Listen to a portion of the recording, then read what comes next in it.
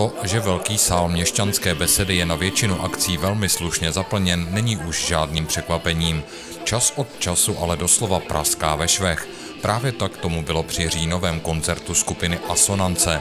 Tento ansámbl, který čítá tucet skvělých hudebníků, totiž vystupuje jen několikrát do roka a tak není divu, že po vstupenkách se vždy jen zapráší. Plzeň tak nebyla výjimkou.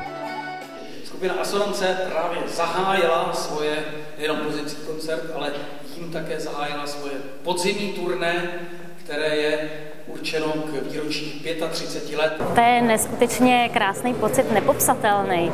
To když přijdete a teď už předem víte, že ty lidi si vykoupili ten sál, že už vlastně v předprodeji vstupenky už žádný nejsou a ty lidi se na vás těší, tak to je nádhera. Piráti nejsme, my jsme obchodní, máme čím hrát na zádek a když vítr vydrží. Kromě toho, že skupina Asonance slaví úctyhodných 35 let od svého vzniku a prošla si jak generační, tak i hudební obměnou, je určitě zajímavý ještě jeden fakt. Členové tohoto seskupení jsou totiž ryzí amatéři a každý z nich má své povolání. Při poslechu tak brilantních hudebních a pěveckých výkonů se tomu dá jen těžko uvěřit. Všichni máme občanská povolání, nikdo se nevěnuje muzice profesionálně a možná taky díky tomu příliš často nevystupujeme, tak 2krát do měsíce, 25krát za rok zhruba.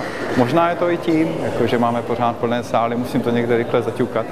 Nás to baví takhle, jak to je a hlavně tím, že nemusíme hrát tak často právě, protože tím se pak z toho stává ta rutina a je to vlastně nutnost, jo, takže to už pak není radost. My jsme rádi, že hrajeme pro radost.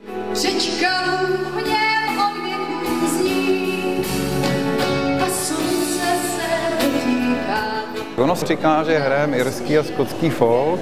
Někdo říká keltskou muziku, což já nemám příliš rád tohle označení, protože z dob Keltů se k nám žádná muzika nedochovala. Je to soudobý irský a skotský folk, ale já bych řekl, že to je v takovém nějakém českém hávu. My jsme šli tou elektrickou cestou, takže dneska hrajeme folk rock, víceméně máme, přidali jsme bicíže k tomu, přidali jsme dokonce elektrickou gitaru v některých písničkách, takže určitě tenhle ten vývoj, co se týče hudebního stylu je. Asonance zevnitř je 12 perfektních lidí, nebo možná i víc, tedy prošlo jich těmi lety spoustu. A jsou to všichni skvělí kamarádi a jsem fakt hrozně ráda, že s nima můžu být už takhle dlouho. Jak šel jsem blíž, tak spatřil jsem to hrůzné divadlo. McDonald se svou armádou jak pádnu na Harlow. Je to nádherná budova, je to krásný sál.